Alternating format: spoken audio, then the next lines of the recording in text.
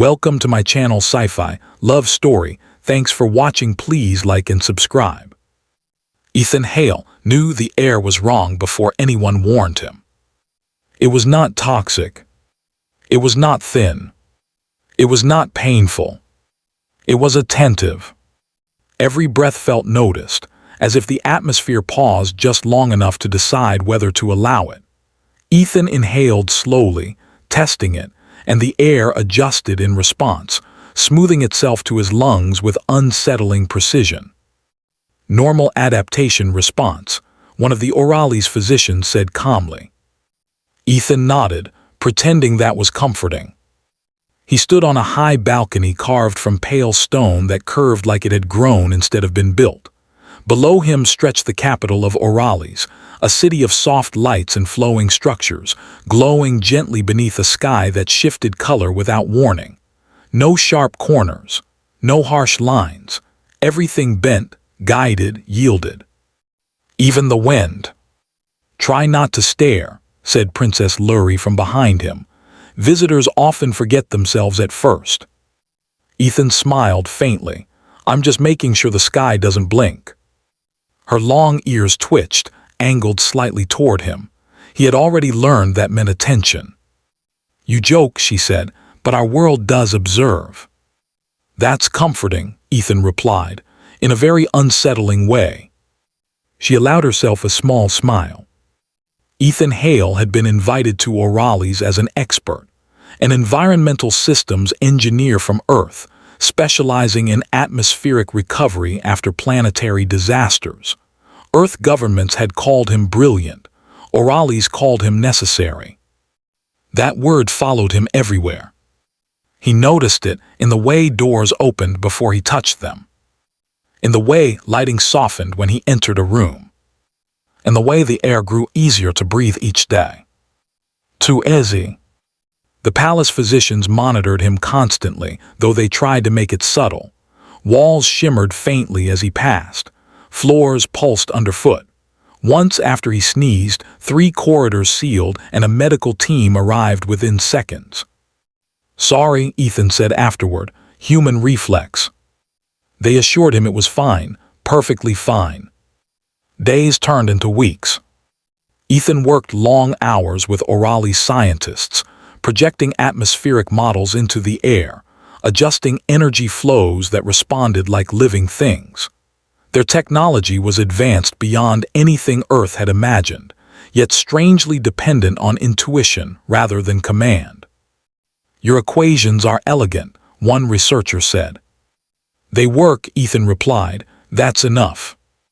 But the longer he stayed, the more he changed. His old shoulder injury stopped aching. His sleep deepened, dreamless and heavy. His thoughts sharpened, connecting ideas faster than before.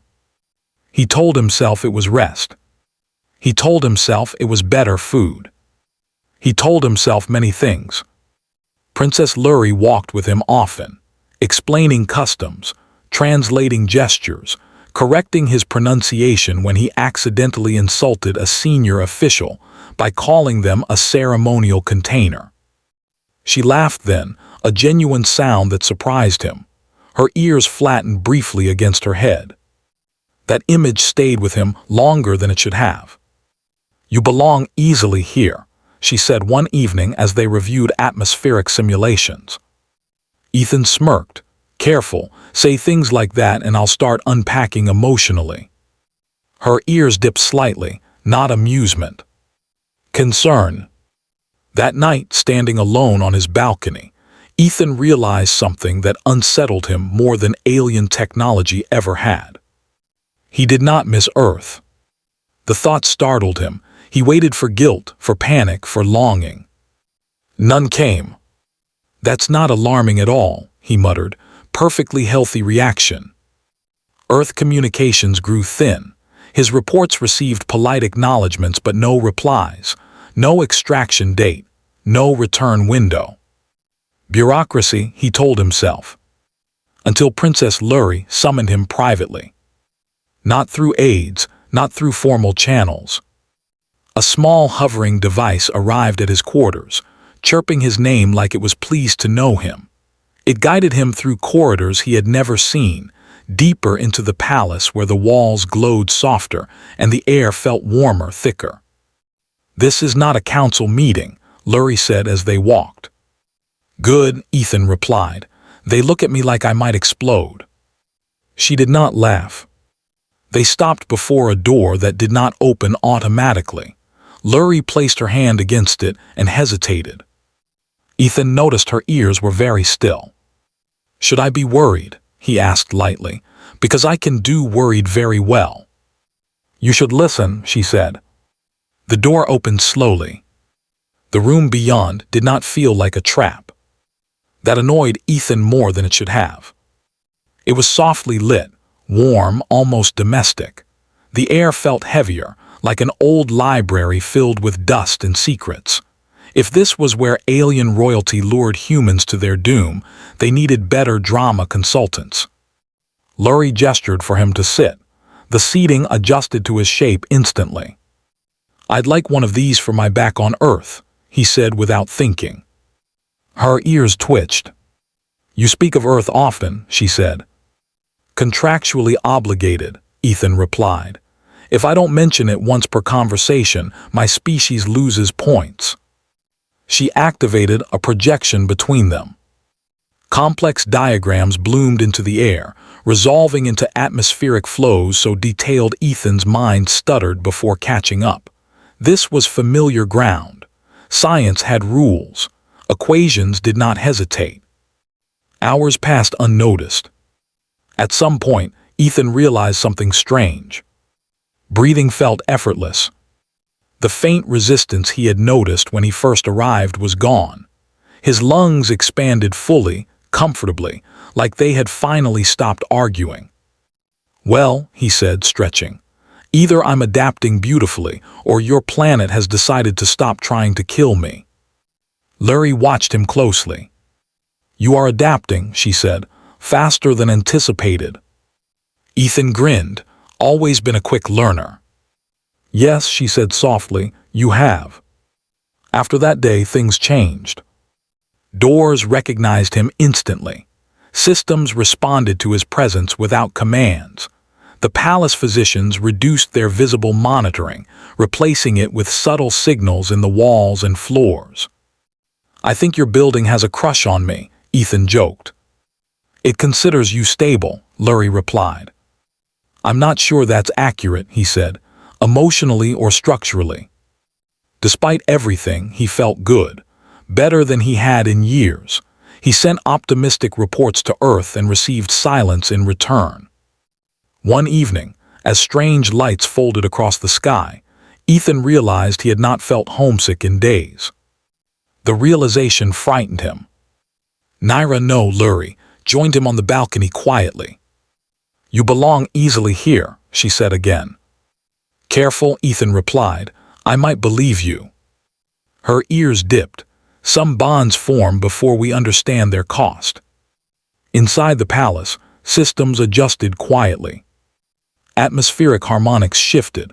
Biological interfaces recalibrated. No alarms sounded. No warnings were issued. The truth arrived without ceremony. "You are biologically bound to this world now," Lurie said. Ethan nodded, as if she had told him about a schedule change. "So," he said calmly, "Earth kills me. Your planet keeps me alive." She did not deny it. "That's unfortunate," he added. "I hate when permanent exile is rushed." The chamber responded to his rising stress. Lights dimmed, air thickened. "Don't," he said sharply. "I don't need mood lighting, I need answers." "We needed you," Lurie said. "Without your work, millions would suffer." "And the solution," Ethan said quietly, "was to quietly make me incompatible with my species." Silence stretched. "I sent reports home," he continued. "I promised my sister I'd call when I landed." Her ears drooped. "I believed I could bear the guilt." "That was optimistic," he said. He stood slowly, breathing steady, controlled. "Okay," Ethan said at last. "Hypothetically, what does this make me?" Lurie met his gaze. "Home," she said. Ethan laughed, sharp and quiet. You aliens have terrible timing. Standing alone later, under an alien sky that no longer felt foreign, Ethan Hale realized something important. Surviving this would not be about escape. It would be about deciding who he was now that the universe had removed the option to leave. And for reasons he could not yet explain. That thought did not break him. Ethan Hale decided very quickly that if he was going to be trapped on an alien world forever, he was not going to be polite about it. The decision did not come with shouting or broken furniture. Orali's furniture resisted damage anyway, politely but firmly. Instead, it came with quiet defiance, the kind that settled deep and refused to leave. The first sign was his refusal to attend the morning synchronization ritual. Rather than appear in person, Ethan sent a short message through the palace system. Currently reconsidering my existence, will rejoin society when finished. The reply arrived less than a minute later. A hovering device drifted into his quarters, glowing softly, pulsing with concern, and followed him around no matter where he moved. I see you've met my emotional support drone, Ethan muttered, flicking it lightly so it spun in a small, offended circle. The palace adapted, as it always did. His quarters changed subtly, air pressure adjusted to his comfort, lighting shifted to match his sleep cycle, surfaces warmed when he leaned against them too long. It was infuriating how considerate captivity could be. Princess Lurie gave him space. That hurt more than her presence. When she did visit, she never arrived unannounced. She spoke to him as if he still had the option to leave, and that courtesy felt like both kindness and cruelty. They began again in small ways. Shared meals without ceremony, conversations that avoided the truth without denying it. Ethan filled the silence with humor like spackle, patching over cracks he refused to stare at too long. I've decided to think of this as a study abroad, he said one evening, poking suspiciously at a plate that rearranged itself when he frowned. Very long-term, possibly eternal, but educational. You educate us as well, Lurie replied. That's worrying, Ethan said. I barely trust myself. He explored the palace with intent now. Not as a guest. As something else. He noticed which corridors responded fastest to his presence, which systems unlocked for him without explanation, which scientists sought his input without checking with superiors. The realization settled slowly, like a weight. He was no longer treated as a visitor. He was infrastructure. The scientists spoke openly now, debating in front of him instead of whispering. They discussed hybrid environments, artificial zones that could simulate Earth-like conditions without harming him. You joke, one researcher said carefully, but the model is viable. Great, Ethan replied. I'll put up curtains. At night, he returned to the balcony. The sky no longer felt like a reminder of loss. It felt like a ceiling, vast, beautiful, and immovable. Earth became less a place and more an idea, simplified by distance, polished by memory. One night, Lurie joined him, standing slightly behind him, giving him the choice to turn or not. He turned. I'm not okay, Ethan said immediately, because pretending otherwise felt pointless now. But I'm functional, which I think counts as progress. She inclined her head. It is more than I hoped for. That's not reassuring. A pause. I do not expect forgiveness, she said quietly. Good, Ethan replied. I haven't scheduled it. The honesty between them felt fragile, but real. They spoke of practical things, work adjustments, autonomy without illusion, what his life could look like without pretending there was an exit. Lurie listened when he complained, truly listened. Her ears betrayed every emotion she tried to hide, and Ethan found comfort in that transparency. You know, he said at last, for someone who accidentally exiled me from my species, You're handling the aftermath with impressive grace." "For someone who has lost everything familiar," she replied, "you remain remarkably inconvenient." He grinned. "It's a talent." The truth arrived again weeks later, final and unavoidable. A small chamber, softly glowing panels. Lurie standing beside him, ears held in that careful neutral position she used when delivering facts that could not be undone. The simulation activated. Earth's atmosphere filled the chamber with cruel accuracy. Ethan stepped inside. 6 seconds. That was all it took. Alarm sounded, not sharp, not panicked, but firm, guiding him back as if from a ledge. "Well," Ethan said afterward, lungs burning lightly but intact, "that answers that." The science was settled. The last hope, poisoned for months, finally expired. Oddly, the grief did not crush him. It passed through him like a wave he had been bracing against for a long time. Painful, yes, but finite. He laughed quietly, surprising himself. "I always thought going home would be dramatic," he said. "Turns out staying is the real commitment." From that point on, things moved forward. His quarters became his residence. His work shifted from emergency consultation to long-term stewardship. He helped design atmospheric buffers tailored not to escape the planet, but to live on it fully. The scientists stopped whispering. They argued with him instead. It felt wonderfully normal. Lurie changed too. The princess who once hid behind protocol learned to speak plainly. She stopped asking for forgiveness she knew he could not give, and focused instead on building something honest from what remained.